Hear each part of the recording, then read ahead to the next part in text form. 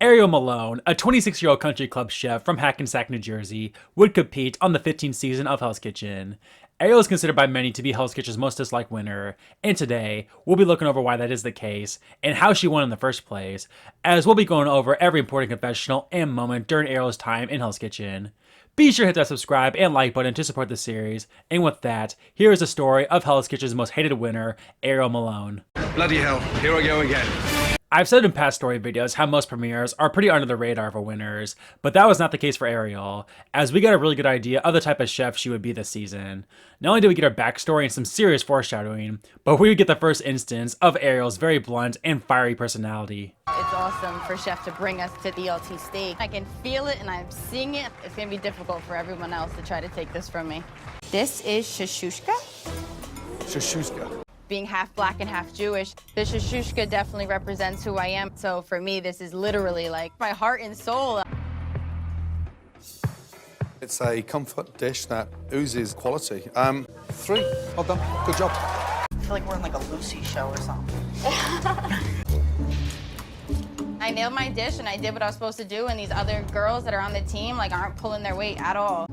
Then the ones that couldn't perform on the dishes are the ones that are the most in the kitchen right now. They've been in there for at least 20 minutes. So yeah, a very solid premiere for Ariel overall, as again she got her backstory and had a good in her dish, and didn't seem to be a problem during the red team service. It's just that it would be very odd for a winner of the show to be shown in a negative light right away, especially when the editors could have easily hit it. But regardless, Ariel does seem like a big character this season after the premiere. Episode 2 will be one of the more interesting episodes for a Hell's Kitchen winner, as again, usually winners are low-key due to making no mistakes early on while everyone else struggles, but that would not be the case for Ariel this episode. Even in the challenge, her and Ashley would struggle during the shrimp dumplings challenge, but they were able to still sneak out a win. However, during service, Ariel would make her first big mistake of the season. Chef Snapper's behind you, coming on the right. 3 minutes? Can we do 3 minutes? Oh no, she just took it up. Why she got the fish? The chicken's not even done. We never said it was ready. Ariel come and grabbed it and took it up. All of you, come here. All of you, come here. Who cooked the snapper? I did, chef. It's raw. That bitch took my dish up when it wasn't done. You don't touch somebody else's dish. In an interesting turn of events, while this was a bad service for the red team, it wasn't absolutely awful or anything with a big standout bad chef. It's just that nearly half the team made a small mistake of some sort, with Ariel being one of them. And not only that, but Ramsay would for some reason ask for 3 nominees instead of 2, and Ariel would be the second nominee. Luckily, she would survive, but the person to go home would be Sharkina, the third nominee of that night. I always wondered how this nomination ceremony would have gone had it just been 2 nominees, and Mies and Ariel would have been nominated, as Ramsay did see some potential in Mies, but alas, despite a scare, Ariel would survive to fight another day. But nonetheless, this is obviously a bad sign to be nominated this early, as only Christina McAmer had been nominated that early as well, but again, that was for petty reasons. So in reality, the earliest a winner had ever been nominated was Scott at the final 14 in service 7. Luckily for Ariel, she would indeed have a bounce back service, to the point where she wasn't even considered for nomination this time after another bad service for the red team. However, Ariel would in some ways officially become a certified villain this season, when Ramsay asked her for the red team's nominees after they agreed on Mies and Manda. Second nominee and why? Chef, our second nominee is Vanessa.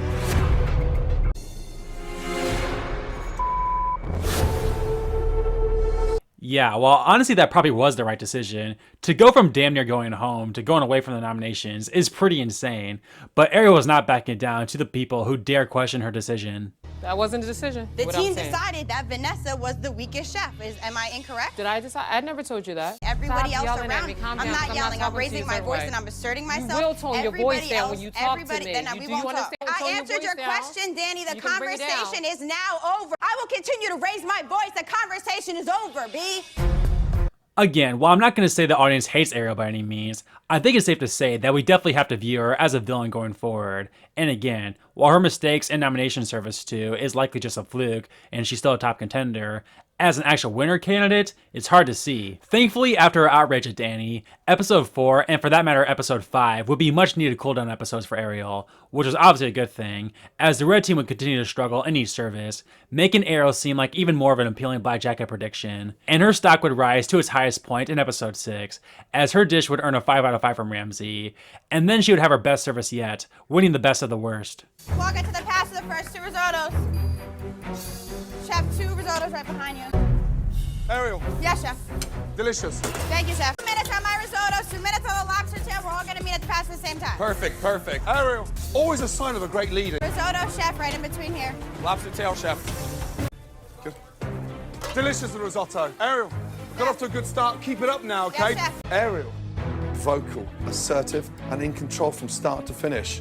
Thank you, chef. Thank you. So yeah, what an episode for Ariel. Surely she won't possibly mess it up at the end here by picking Kristen for petty reasons, right? Second nominee and why? My second nominee tonight is Kristen, chef. There was a problem with the amount of french fries that went up, and there was an excuse about that. Kristen, Yes, chef. back in line. Thank you, chef. Yeah, while not a death sentence, the fact that Ariel first went away from the red team's nominees and then chose an obvious bad nominee now is just not a good look. No other way around it. But nonetheless, like I said, she has to be viewed as one of the strongest chefs in the red team, despite the edit not being on her side. However, in episode 7, Ariel's story would take a massive turn, as after having a little too much to drink, she would injure her ankle. I might have really just broke my ankle. Man, my foot hurts. Now push on my hand. It hurts. I can do it, but it hurts. My guess is you pulled the tendon. The trick, obviously, stay off of it for 6 weeks. This is not good. I'm ready to get into the kitchen tomorrow. Leaving this competition is not an option. So this is interesting, as all of a sudden, a clear villain of the season who is rivaling a fan favorite like Kristen has to have a bit of sympathy now, and general respect from the audience for fighting through an injury. And while at first it seemed like her injury would affect her cooking with a bad challenge dish, she would once again step it up in the kitchen, taking over as a leader with one freaking leg. Go, go, go, go, go. Where's the other chicken? Can someone steer off more chicken so I can baste them? I took charge. It just had to happen. Like, I don't know what was going on in Hassan's head. Chicken. Chicken is coming right now to the pass, chef. Service, please. So yeah, overall, very interesting episode, as Ariel, a supposed villain, is pulling a freaking Kevin Cottle and not only battling through an injury, but freaking leading her team with one leg. But despite that, episode 8, the audience would once again have a hard time supporting her, as despite being down on one leg, Ariel was still not afraid to express herself. Guys, I'm gonna do 3 ingredients. You guys, I have 3. I have 3. I have 3. I have 3. What a bro. Kristen. This is the first thing I said. Somebody needs to do 7. Me. I'll do 7 ingredients. What do you think I should do? Jackie, I can't help you now. I have 7 ingredients, bro. And a broken foot.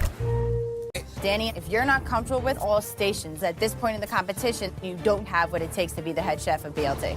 When you go to someone's station, you're there to help them, you need to do exactly what they ask you to do. That's it. Danny was really annoying me. I don't know where her head was, but like, my 13-year-old sister knows how to do this, so yeah.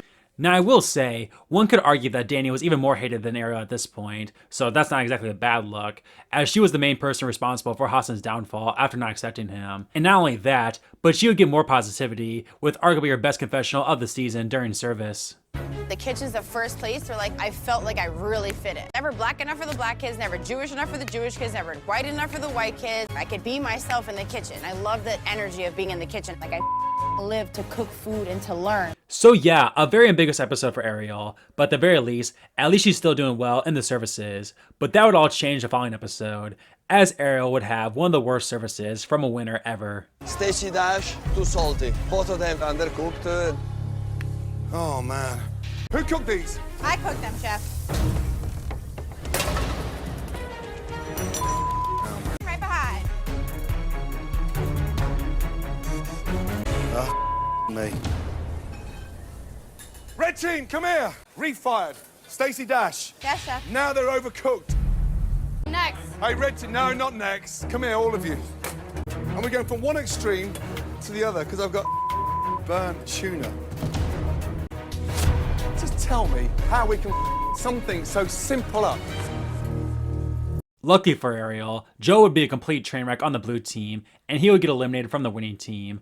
and she should thank her lucky stars for that, because I genuinely think that despite all the good she had done, between this terrible service and Jackie being insanely good TV who made like one mistake that night, she would have been the final 10 boot. So all of a sudden, Ariel has gone from a frontrunner to a potential boot if she messes up again, as she has to be on thin ice after a service like that. In fact, it seemed like even the red team had lost a bit of faith in her, as freaking Jackie was chosen over her for the next challenge, to which would backfire. And while her service was overall good, being one of the 6 chefs did not get kicked out, it's safe to say, Chad did not feel the same. Flip those, babies. Did you check those? Yeah, we don't want them burnt. Right. She's giving me like a hard time. I really don't need your lip right now. Let's go. Are they cooked or not? They're cooked, but they need to be cooked Then put them on the evenly. heat. Ariel, either calm down or get the off my station. Where's that French toast? Can I get these, please? Can I get them? Thank you. For that. Not cooked, chef. Let's cook one side. Upstairs. Get out. Yes, sir. Get out. You do? Yeah. Frank let me sell myself down the river. Yeah, Ariel sold me up the river. Luckily, in a nomination ceremony where everyone was vulnerable, Ariel would survive, and Chad, the person targeting Ariel, would go home. Episode 11 now, and there are 8 chefs remaining, and this episode would be pretty infamous and arguably sums up Ariel's run to a T, as she would once again not be afraid to run her mouth, but damn it, she's also not afraid to be a beast in the kitchen, and even work with her rival if need be. Let's go, bro. I think we lost the challenge because Kristen decided that the carrots were cooked rather than tasting them. Everyone on my team is lazy, slow. Did you go in the oven with this? No, Okay. I didn't run to the side. She went in the oven with him. Ariel was just like a toddler, and she wants to find something to with me. First of all, you lied to Chef about the steak because you did put it in I the didn't oven. want to chef on the steak. I said I put it in the oven for like 2-3 minutes. No, she said, did you put it in It's the none oven? of your business. Here you go. This is what we do with my nieces. When they want to fight, we're going to lock you in your room for a minute and you guys can work it out. Go ahead. So nobody else has to be worried about it. I know, told I you. understand. Why are you talking? Let me talk then, because you don't know what the issue is. Even when I'm talking, Kristen, All right, I this say is stupid. and I This say is unprofessional. Okay, I'm like done. that. I'm done with this So conversation. why would you be disrespectful? Plain and simple, bro. I have to deal with you being a fake ass bitch. You have to deal with me being a crazy ass aggressive bitch. All right, Kristen, our next fire is all us. Heard. All right, you're ready to go? Give me 5 minutes total to meet you at the window. No matter how much Kristen and I don't like each other, we work very well in service. Kristen, you're ready with your wellies? I'm ready with both my meats. All right, I got your garnish for that welly, babe. Just give me a poke. They feel tight, but I think you're good. Walking chef. Working chef. Nicely cooked. Thank you, chef. Despite their differences, Kristen and Ariel's teamwork is propelling the red team forward. Not only did Ariel and Kristen beast it out after their argument, but it'll be massive foreshadowing as well, as those two at this point now seen to be the strongest chefs left in a very unpredictable season. But again, despite being a favorite now talent-wise, especially over Ashley who nearly escaped elimination, edit-wise, it's hard to see how she can win, and that was once again proven with an awful start to the final 7 episode. You have to come to Hell's Kitchen to get a head chef job, but your daddies own 3 restaurants. They don't trust you to run one of them? I thought I was gone. I didn't. Like, what is that? This isn't a soap opera. But yet, despite the awful edit from Ariel, you could not deny her talent, as she will compete twice in the super important blind taste test, getting a very good 5 out of 8, and would once again have a good service, with her and Kristen leading the charge. Kristen, I'm firing my last charge. Heard. I need 4 minutes on garnish to the window. All right. We pulled it off. We beasted that whole service. Green bean chef. Serve that, please. After Frank's elimination, the final 6 were surprisingly shocked by the loved ones for motivation with the Black Jackets on the line this episode, with Ariel's mother showing up. And despite Ariel admitting she had a love-hate relationship with her mom throughout the years, the visit seemed to motivate her, and for that matter, the entire red team, as they would once again dominate the blue team, with the 3 of them all earning their black jackets. In the end, Ariel's old rival Danny would go home, meaning that Jared and Amanda would earn the other 2 black jackets, which in turn gave us one of the more interesting black jacket groups ever, as while on paper one could argue that Ariel has to be the favorite skills-wise, edit-wise, it's just hard to see how that's a possibility, with the obvious negativity that the editors seem to be going out of their way to show, and thus, it still feels like it'll either be Ashley or Kristen as this season's winner. However, for this first black jacket service, for the first time ever, Ramsay would have the chefs act as sous chefs, an early opportunity for the black jackets to show off their leadership skills, and Ariel would be up to the task. Kristen, 3 minutes on your risotto and your carbonara, both? Yes, 3 minutes, both. If you gotta speed up those laps, you just put them on the heat. Heard. I love being sous chef. I love the pressure. It doesn't seem like pressure to me. Jared, this lobster tail is not warm. It's actually raw on the inside. Come on, Gerald. First lobster tail, her. Good. Kristen, good job on the risotto. Her, thank you. One risotto, one carbonara. So just get a whole bunch of pancetta rendering. Got it. It's already done. Her. Not only did Ariel do great as a leader, but she and Christian would be the only ones not to screw up in this all-time bad black jacket service. A service so bad that Ramsay decided to cut the dead weight and eliminate both Manda and Jared. And thus, the dominant red team trio of Ashley, Kristen, and Ariel would ironically be competing against each other for the final 2 spots. It would not get off to a good start for Ariel, as her rival Kristen would stand out the most and win a steak challenge. And actually a big challenge considering the final 3 were all fighting to run a steakhouse. And as usual, Ariel got pretty pissed off at Kristen. Did you have fun? Yeah, I got to see both my parents. Oh, nice. For real? Yeah. They were at the Wilshire. She says, I got to see both my parents. And I was like, yeah, you could have saved that news, bitch. But again, obviously Ramsay doesn't care about the pettiness. He just wants to see how his final 3 performs as leaders. And Ariel has the advantage over at the very least Ashley, as she had already done well as a sous chef the previous service. So if she can just do decent here, she should get into the final 2. Let's see how she does. I'm waiting on 2 risotto and 2 scallops still. How long for that risotto? 2 minutes. Risotto that you're working right now, chef, how long? 2 minutes. That's what I said. Okay. Chef Christina, can I have those 2 risotto, please? Yep, in my hand. Ariel's first test is already in her hands. A risotto made from carrot puree instead of squash. Stop. Put it down. Go on. Taste that. I tasted it, chef. I want you to taste it again. Okay. You can argue what you want, but taste it. It tastes good. I don't know. Carrot puree. It's not butternut squash. Oh, chef, yes. Look at me. Hey, Yes. you yes, can put your chef. head down and get Yes, pissed off, chef. but No, it's no, carrot. no, I'm not pissed Yeah? off. It Well, there you go. tastes good. Yeah. I need to show chef. I'm better than this. Chef, this char garnish isn't right. I need herbs in the char garnish. The potatoes aren't Good. crispy. Kristen, can you come up here to the pass, please? I need you to cut these Wellingtons in a way I can stand them up. It's not trimmed off enough. Okay, I can do that. Despite her less than perfect start, Ariel is able to regain her composure and finish strong. Well, while she did miss her sabotages, she still did damn well as a leader, and between that and Ashley really struggling on the hot plate for a second night in a row, Ariel would ironically join Kristen in the final 2, one of the most unique final 2s ever, as obviously the two had their beef, but at the same time knew how to work with each other, and both did prove their worth despite admittedly bumpy moments throughout the season. Again, it's so interesting that Kristen, Ariel's rival yet biggest competition, would be the only person in the way of Ariel's dream restaurant and $250,000. Kristen would once again one-up Ariel at the final challenge, meaning that Ariel would not win one individual challenge all season, with her brigade in the end consisting of Jackie, Manda, Jared, and her rival Danny. So it all comes down to this.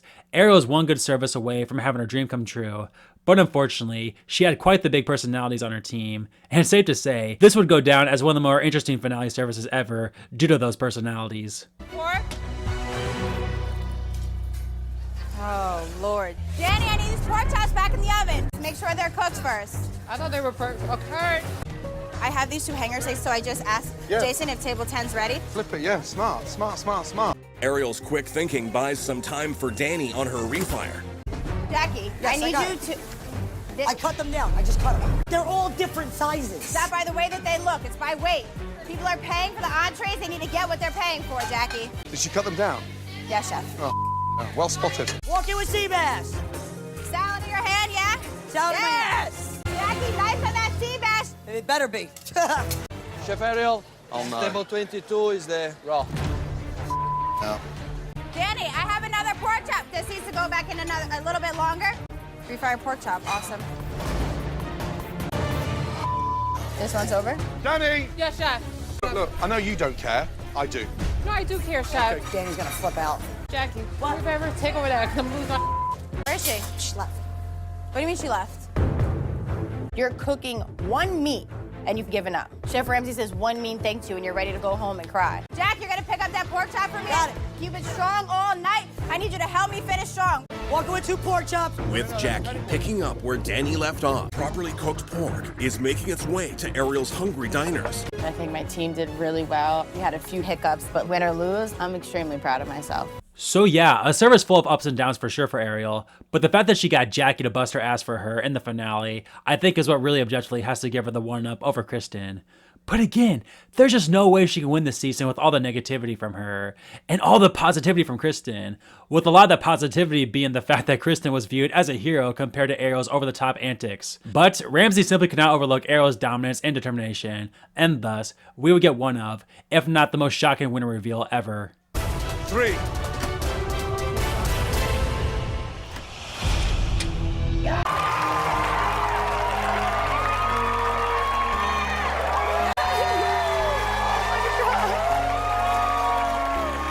Let's just get this out of the way now. Ariel is a dominant winner, as outside a terrible Final 10 service, she had like one mistake outside of that. And while not exactly a challenge beast or anything, she more than made up for it with her leadership, not to mention that she was doing this all on one freaking leg. But again, it just makes no sense that a Hell's Kitchen winner can be this nasty and negative, as not only can even the biggest of Ariel fans admit she could be over the top at times, but even the edit went out of their way at times to show the negative content. Not to mention that it seemed all but certain we were being set up for Kristen, the clear fan favorite compared to Ariel, to beat her, to end the two's rivalry with Kristen coming out on top, and end the season with the classic story of the hero toppling the villain. But that just simply didn't happen, and it's generally shocking to me to this day. Now I will say, while obviously her edit wasn't great, and again, went out of their way at times to show her in a negative light, she did also get a lot of personal content as well when it came to likes of her family, and of course her injury, so that's definitely a positive. But in the end, while some people can argue that Ariel is a top 10, if not top 5 winner talent-wise, she objectively has to be a top 5 shocking winner, due to being an almost unanimous choice for Hell's Kitchen's most hated winner. So there you have it guys, the story of Hell's Kitchen's most hated winner, Ariel Malone. Let me know what you think of Ariel as a winner in the comments below, and if she is indeed your least favorite winner. Be sure to hit that subscribe and like button to support these story videos, and with all that said, take care everyone, and I'll see you next time. Get out of there.